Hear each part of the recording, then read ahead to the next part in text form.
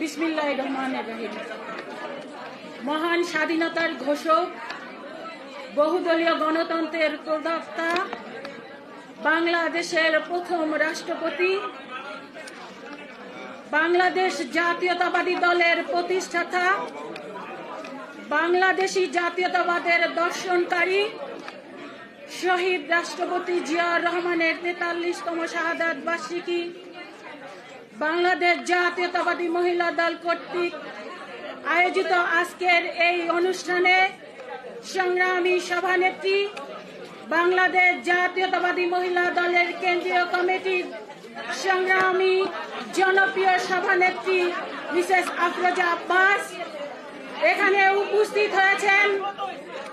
প্রধান অতিথি হিসাবে আসন অলঙ্কিত করছেন বাংলাদেশের গণমানুষের নন্দিত নেতা, এই স্বৈরাচারী দুঃশাসনের বিরুদ্ধে, এই গণতন্ত্র হত্যাকারীর বিরুদ্ধে যিনি আওয়াজ তুলে গোটা বাংলাদেশকে একত্রিত করছেন এবং এই স্বৈরাচারীদের দ্বারা বারবার করে যিনি কারাগারে নির্যাতিত হয়েছেন, বাংলাদেশের পরিচ্ছন্ন নেতা হিসাবে বাংলাদেশের মানুষের হৃদয়কে যিনি জয় করেছেন, বিএনপির সংগ্রামী মহাসচিব জনাব মির্জা ফখরুল ইসলাম আলমগীর স্যার, এখানে উপস্থিত আছেন জাতীয়তাবাদী মহিলা দলের কেন্দ্রীয় কমিটির সংগ্রামী সাধারণ সম্পাদক সুলতানা আহমেদ, উপস্থিত আছেন ঢাকা মহানগরীর সংগ্রামী আহ্বায়ক নায়াব ইউসুফ,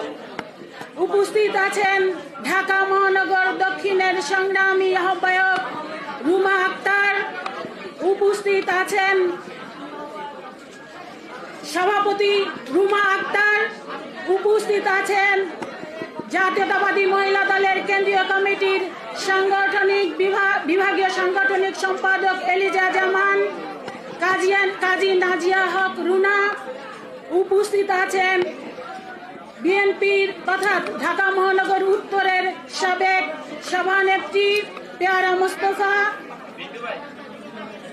সহ উপস্থিত আমার প্রাণপ্রিয় জাতীয়তাবাদী মহিলা দলের কেন্দ্রীয় কমিটির এবং ঢাকা মহানগর উত্তর দক্ষিণের বিভিন্ন থানা থেকে আগত সংগ্রামী জাতীয়তাবাদী মহিলা দলের নেতৃবৃন্দ এবং ঢাকার বাহির থেকেও আমার অনেক প্রিয় বোনেরা এখানে উপস্থিত হয়েছেন। তাদের প্রত্যেককে জানাচ্ছি আমি আমার ব্যক্তিগত পক্ষ থেকে, দেশনেত্রী বেগম খালেদা জিয়ার পক্ষ থেকে, আগামী রাষ্ট্রনায়ক জনাব তারেক রহমানের পক্ষ থেকে সংগ্রামী শুভেচ্ছা অভিনন্দন। প্রিয় বোনেরা, আমি বক্তব্য রাখবো না, আজকে বক্তব্য শুনব আমাদের আজকের অনুষ্ঠানের প্রধান অতিথি বিএনপির সংগ্রামী মহাসচিব জনাব মির্জা ফখরুল ইসলাম আলমগীর স্যারের কাছ থেকে। আমরা বক্তব্য শুনব আমাদের বিশেষ অতিথি ঢাকা বিশ্ববিদ্যালয়ের স্বনামধন্য শিক্ষিকা, বিএনপি চেয়ারপারসনের উপদেষ্টা মণ্ডলীর অন্যতম সদস্য শাহিদা রফিক আপার কাছ থেকে। আমরা শুধু বলতে চাই, আজকের এই মঞ্চে দাঁড়িয়ে ইংরেজিতে একটি কথা আছে, a politician thinks for the next election, but a statesman thinks for the next generation. শহীদ রাষ্ট্রপতি জিয়াউর রহমান শুধু পলিটিশিয়ানই ছিলেন না, শুধু নেতাই ছিলেন না, তিনি ছিলেন রাষ্ট্রনায়ক। সেই কারণে শহীদ রাষ্ট্রপতি জিয়াউর রহমানের স্বাধীনতা শুধু ঘোষণাই দেন নাই, তিনি নিজ অস্ত্র হাতে যুদ্ধ করে এই দেশ স্বাধীন করেছেন। আর আমাদের প্রাণপ্রিয় নেত্রী দেশনেত্রী বেগম খালেদা জিয়াও, আপনারা জানেন, যুদ্ধকালীন সময়ে 9 মাস তিনি এবং আমাদের আজকের অ্যাক্টিং চেয়ারম্যান জনাব তারেক রহমান, আমরা বলে থাকি শিশু মুক্তিযোদ্ধা তারেক রহমান এবং আরাফাত রহমান কোকো, এই পাকিস্তান হানাদার বাহিনীর কাছে বন্দী দশায় ছিলেন। শহীদ রাষ্ট্রপতি জিয়াউর রহমান স্বাধীনতার ঘোষণা না দিলে, নিজে অস্ত্র হাতে যুদ্ধ না করলে এই বাংলাদেশ কখনো স্বাধীন হতো না। আজকে শহীদ রাষ্ট্রপতি জিয়াউর রহমান দেশ স্বাধীন করে আবার তিনি ব্যারাকে চলে গিয়েছিলেন, কিন্তু আপনারা জানেন যারা ক্ষমতা করেছিলেন। মাত্র 5 বছরে লাল বাহিনী, নীল বাহিনী, রক্ষী বাহিনী গঠন করে বাংলাদেশের মানুষকে শাসন ও শোষণ করেছিল। বাংলাদেশের দুর্ভিক্ষ ঘটিয়েছিল, যেখানে প্রায় 50 লাখের মতো লোক মৃত্যুবরণ করেছিল। লাল বাহিনী, নীল বাহিনী গঠন করে তারা অনায়াসে যে কোনো সময় যে কোনো বাংলাদেশের জনগণকে যেখানে সেখানে হত্যা করা হতো। একটা ভীতির রাজ্য প্রতিষ্ঠিত করেছিল, একটা হত্যার রাজত্বে পরিণত করেছিল। সেই কারণে যে গণতন্ত্রের জন্য বাংলাদেশ স্বাধীন হয়েছিল, দেখা গেল মাত্র 11 মিনিটের মাথায় পার্লামেন্টে সেই গণতন্ত্রের কবর রচনা করে একদলীয় বাকশাল কায়েম করা হয়েছিল। সেই বাকশাল কায়েম করার মধ্যে দিয়েই গোটা বাংলাদেশকে একটা বন্দী অবস্থায় করা হয়েছিল। সেই বন্দী অবস্থা থেকে মুক্ত হবার জন্যই বাংলাদেশের মানুষ ছুটেছিল। এর মধ্যে দিয়ে আমরা জানতে পারি যে তৎকালীন রাষ্ট্রপ্রধান শেখ মুজিবুর রহমান এবং তার পরিবারকে 1975 সালের 15ই আগস্ট নির্মমভাবে তাকে হত্যা করা হলো।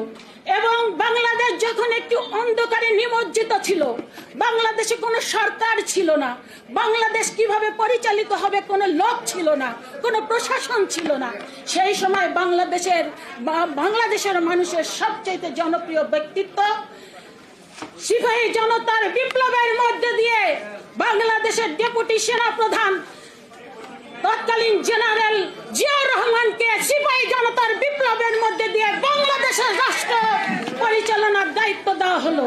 এবং মাত্র 3 বছরের মধ্যে শহীদ রাষ্ট্রপতি জিয়াউর রহমান রাষ্ট্র পরিচালনার দায়িত্বে এসে বাংলাদেশকে একটি অনন্য উচ্চতায় নিয়ে গেল। তার পূর্বে 5 বছরে বাংলাদেশের মানুষ ঘরে থাকতে পারতো না, বাইরে যেতে পারতো না। আর শহীদ রাষ্ট্রপতি জিয়াউর রহমান এসেই বাংলাদেশকে এমন একটি নিরাপদ জায়গায় পরিণত করলো যে শহরে গ্রামে বাংলাদেশের মানুষ দরজা জানালা খুলে ঘুমাতে শুরু করলো। এমন একটি নিরাপদ রাষ্ট্রে পরিণত করলো, এমন একটি রাষ্ট্রে পরিণত করলো যেটা শায়েস্তা খানের আমলের সাথে তুলনা করা যায়। শহীদ রাষ্ট্রপতি জিয়াউর রহমানের আমলেই বাংলাদেশের চালের কেজি 3 টাকা ছিল, এটা কি চিন্তা করা যায়? সেই জায়গায় নিয়ে গিয়েছিলেন শহীদ রাষ্ট্রপতি জিয়াউর রহমান।